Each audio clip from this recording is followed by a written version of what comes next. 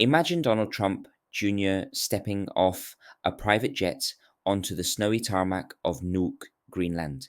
Behind him, the island's rugged skyline looms, part picturesque, part a glimpse into an untapped economic frontier.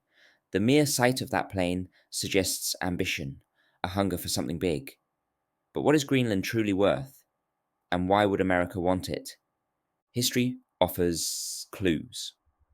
The Louisiana Purchase doubled America's size. Alaska, once derided as Seward's folly, is now a cornerstone of the nation's energy and defense infrastructure.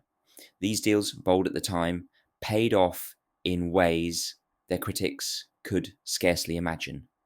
Greenland, vast and resource rich, has the potential to follow this legacy, but only if approached wisely.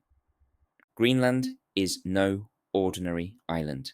It sits at a crossroads between the Arctic, North America, and Europe. As climate change melts Arctic ice, new shipping lanes are opening, and Greenland becomes a strategic pivot point for global trade and defense. Beneath its icy surface lies a treasure trove of rare earth minerals, critical for everything from military equipment to green energy technologies. In an era of global resource competition, Greenland is more than just land, it's leverage. But the island's strategic location also has immediate defense implications. The Geopolitical Gap, a narrow strip of ocean between Greenland, Iceland, and the UK, is vital for monitoring Russian submarine activity, strengthening America's presence there could bolster NATO's security and tilt the balance of power in the Arctic.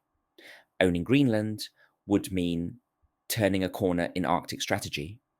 The numbers tell a compelling story.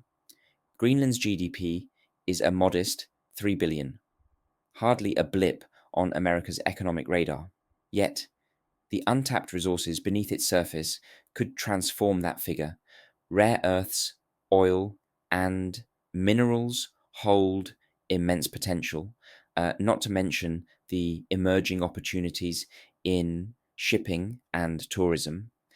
Currently, Denmark subsidizes Greenland with $500 million annually, and much of its workforce is employed in government jobs.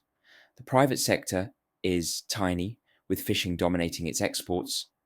But as the ice melts, the rules of the game change. Greenland's untapped wealth could make its 57,000 residents among the richest people on the planet, especially if the US invested in infrastructure and development. A deal could turn every Greenlander into a multi-millionaire while opening new economic frontiers for America. But this isn't just a game of numbers and strategy. There's a human element to consider. Greenland's people, its culture, and its autonomy must not be overshadowed by the allure of profit. Any deal must respect the islanders' right to self-determination. Greenland has the right to chart its own future, whether as an independent nation, a territory of Denmark, or as part of America.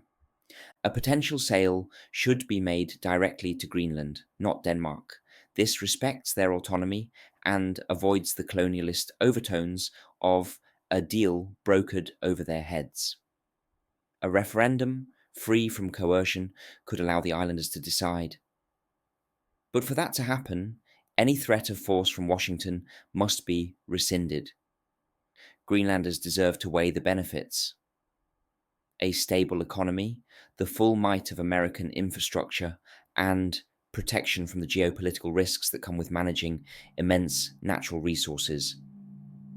For those who might romanticize Greenland's independence, the risks are worth pondering.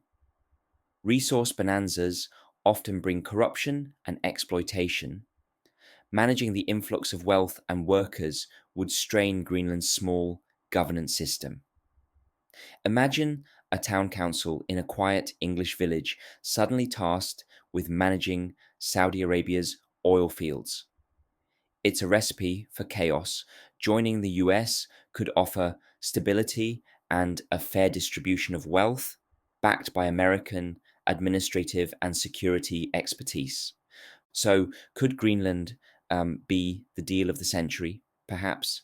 Its strategic position, untapped wealth, and potential economic transformation make it an intriguing prospect. But for this to work, it must be a deal made in good faith with Greenlanders for Greenlanders. Threats of force have no place here. Only mutual respect and transparent negotiations can turn this idea from a controversy into a visionary achievement. Imagine a Greenland where its people thrive as stewards of, of their land's wealth, where America gains a strategic ally, and where history marks this as yet another bold chapter in America's story of expansion. The question isn't whether Greenland is worth buying, it's whether America is willing to make the deal the right way.